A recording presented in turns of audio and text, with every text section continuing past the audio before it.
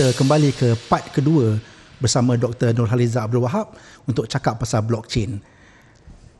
Nak cakap teknikal ni banyak lah. Technicality itu kita kena study, kena pergi masuk FC, kena belajar pula. Tapi sebenarnya kalau untuk orang biasa macam saya, orang yang non-technical, non-engineering base ke, orang kampung ke whatever, boleh tak kalau saya cakap as simple as this? Katalah kita naik kereta, kita accident dan kita ada certain health condition. Kita accident kat Johor Bahru, tapi kita ni orang Kuala Lumpur. Klinik pergi Kuala Lumpur, panel kat Kuala Lumpur, doktor kita semua kat Kuala Lumpur. So boleh tak blockchain teknologi ni menyelesaikan masalah ini? Orang KL, accident kat JB, tapi sampai masuk hospital JB, dia dah tahu dah, oh dia ni sakit apa, dia ni diabetik ke apa ke. Ada tak benda tu? Boleh tak benda tu berlaku? Ya, betul. Actually teknologi blockchain ni kalau kita tengok sekarang ni kita biasa dengan centralized. Di mana semua data-data kita berpusat. Kalau kita memang based on orang Kuala Lumpur, so data kita klinik pun centralized. Dia tidak distributekan kita punya data. So kalau menggunakan teknologi blockchain, di mana kalau misalnya kita pergilah buat medical check up, kita cakap kita sakit dekat satu kononnya klinik A. Bukanlah konon klinik A lah. Klinik A okay. Dan bila klinik A bagi kita reference, cakap okay, you kena pergi hospital. Selalunya yang berlaku sekarang ni, kita pergi hospital, kita kena buat check up balik. Dia menyusahkan sebenarnya untuk kita. Kita dah lah sakit, dia tanya balik, ini ada apa, ada history ni, history kita dah tak boleh nak fikir dah masa tu kan. So menggunakan teknologi blockchain sebenarnya, bila kita menggunakan teknologi di mana setiap sistem kesihatan ni kita boleh distributekan. Kalau dah kita buat check up di klinik A tadi, automatically data yang kita buat tadi akan terus dihantar ataupun di-share kepada hospital-hospital berhampiran. Jadi di hospital-hospital berhampiran semua akan dah dapat all the information. So terus kepada tindakan seterusnya. Bukan lagi buat benda yang sama, buat saringan yang bukan sama. Bukan saringan lagi, betul-betul.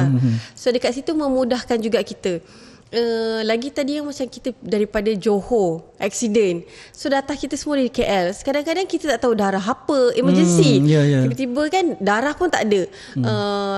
Kita tak tahu darah jenis apa. Tetapi kalau misalnya data tu telah distribusikan kepada setiap hospital, setiap klinik di Malaysia, so memudahkan kita sebagai individu dan juga doktor sendiri. Sebab doktor dah tahu, okey, ni pesakit ni ada history apa, history ni di mana, pernah buat operation. Semua itu sebenarnya penting untuk tindakan cepat.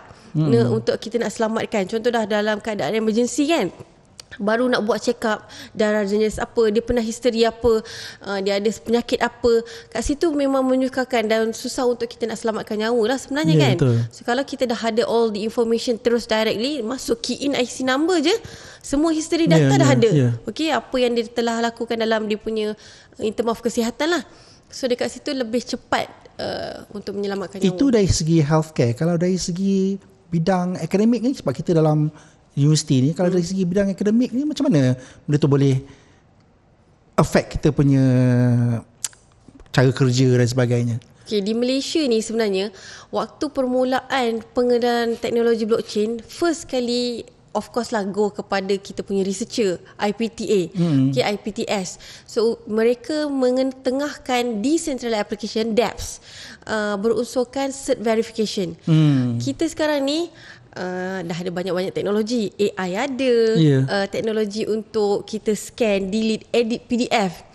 So sijil-sijil yang ada tu betul ke tidak ni? Kan? Kita boleh buat sijil sendiri kan? Daripada mungkin pointer dia 1.0, tiba-tiba delete 4.0 pula. Dapat dekan lagi.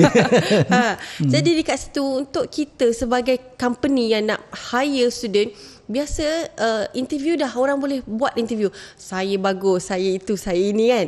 So student biasa dah dengan interview sebab mereka boleh melatih diri. Banyaklah YouTube yang diorang boleh tengok, podcast macam mana nak go kepada interview kan.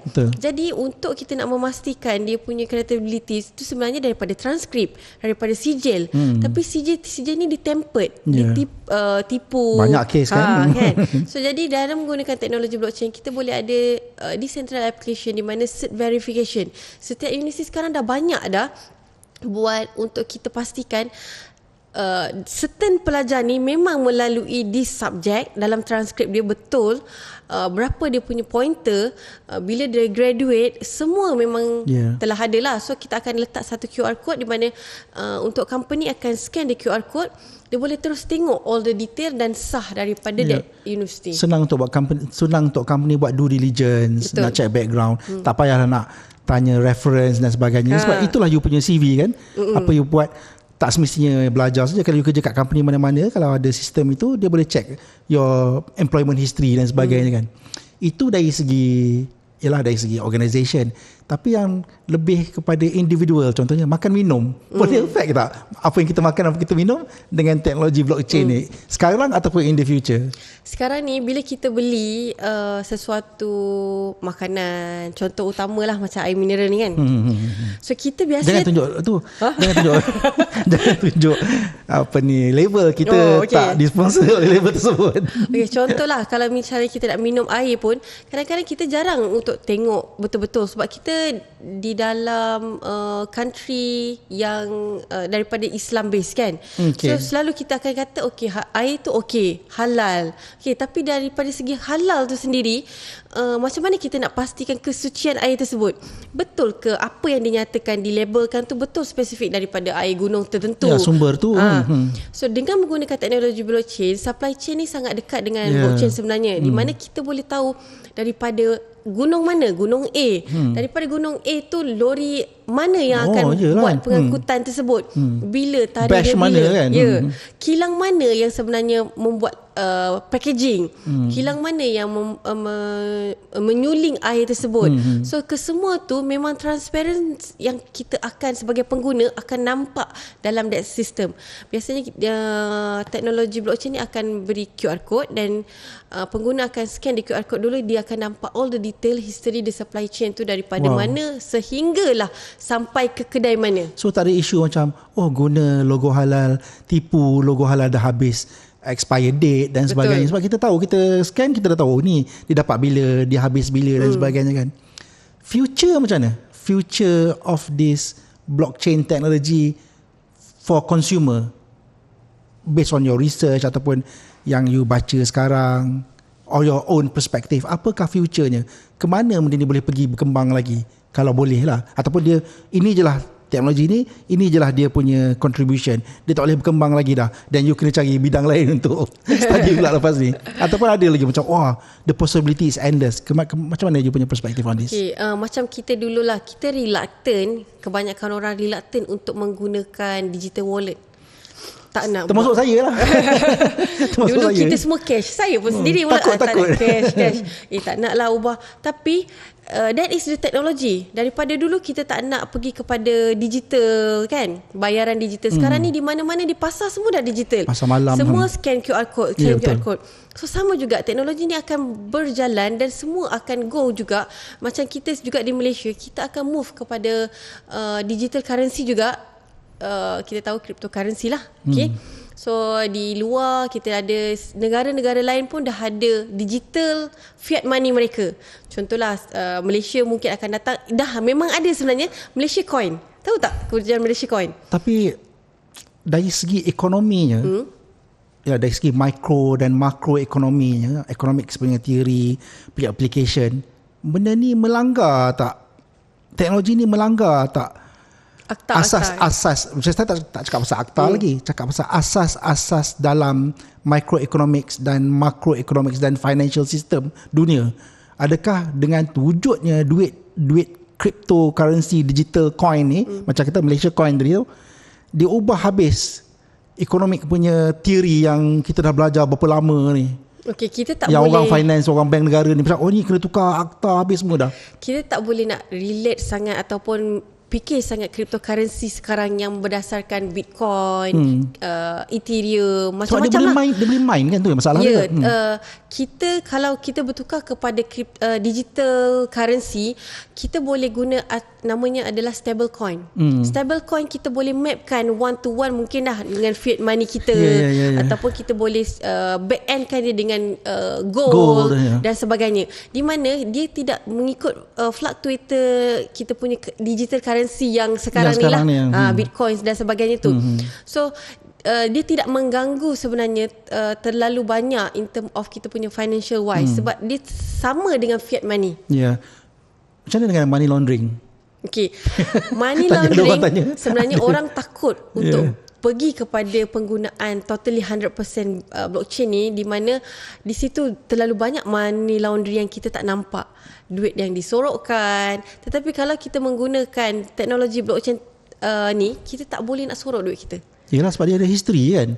History dia terlalu transparent. Dekat situ kita akan sebenarnya mengurangkan money laundering yang berlaku lah.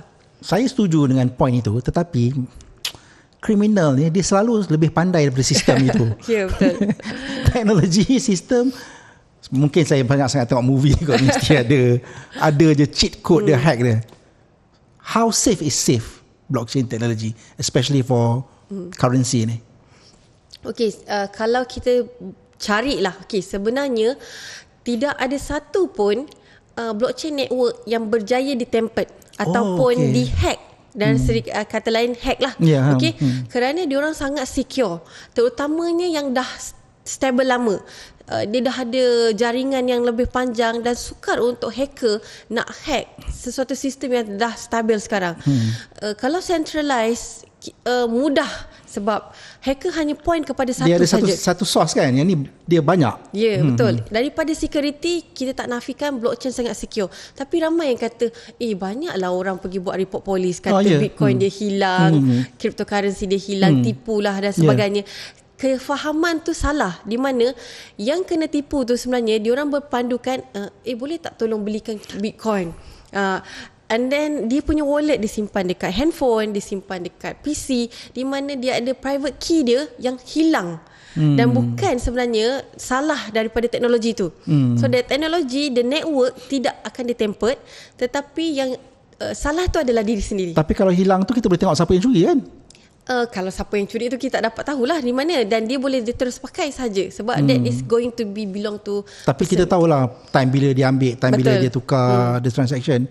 Maksudnya samalah macam kita tak boleh salahkan bank kalau kita hilang duit dalam poket. Itulah, kita dalam poket, tahu wallet kata hilang, itu masalah dia sekarang. Phone dia, TAC kita hilang, kita bagi kat orang kan. Baru ni kena scam macam tu je. Scammer dah pandai dah. Even student saya baru ni, dia kata dia kena 1,500. Sebab scammer call PTPTN punya ni. Dia tahu the history of student tau. So dia telefon saja. Sekarang ni dia tak bagi TAC lagi. Terus saja daripada call, okay, approve ke tak? Dan bila kita cakap approve, diorang terus buat transaction tu, boleh terus tolak tanpa ada TAC. So in terms of security wise sekarang ni, even student daripada fakulti computing kan pun boleh ditipu. Bahaya tu. Sebab saya kerap juga menerima SMS. Contohnya semalam, nasib baik saya tak ada kad Maybank. Dia kata kad Maybank telah charge RM1,500 ringgit beli barang kemas. Call this number kan. Kalau kita ada kad Maybank, mesti kita macam, kita tengah drive kan, first impression, alamak ni, tanpa fikir kita akan call. Itu yang bahaya tu kan, dan bagi all the details.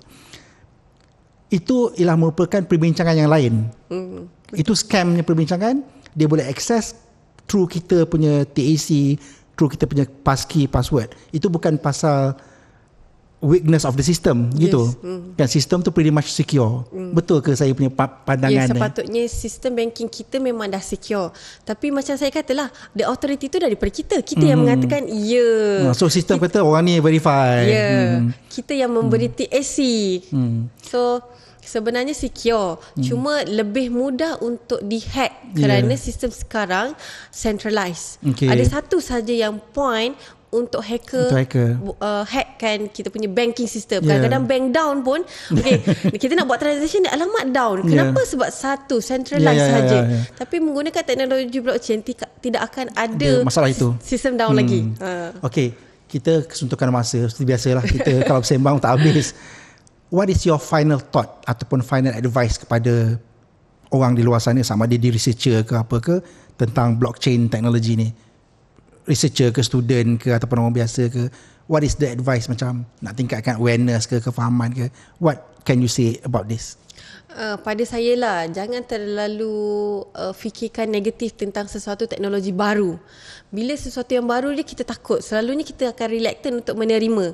Tetapi why don't kita buka dulu peluang untuk that teknologi masuk ke dalam kita punya sistem, dan daripada kat situ baru kita nampak kelebihannya di mana, instead of kita hanya momokkan dengan negativity, sedangkan kita sendiri tidak melaluinya. That negativity selalu kita dengar daripada orang dan orang kan.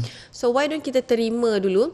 Dan untuk macam student ataupun generasi baru takut untuk explore teknologi disebabkan kebiasaannya teknologi baru ni kita perlu explore lebih dalam, sedangkan sebenarnya kita hanya perlu kita perlu go deeper. Hanya surface saja sebenarnya kita dah tahu actually teknologi blockchain ni banyak membantu dalam urusan harian kita. Yeah, thank you so much for spending time dengan kami di sini, dan kita harap perbincangan kita ni dapatlah sedikit sebanyak bagi insights dan bagi knowledge kepada orang di luar sana. So terima kasih, kita jumpa lagi di episod yang akan datang dalam In Conversation bersama Din Syam, where simple talk meet big ideas. Thank you, bye-bye. Bye.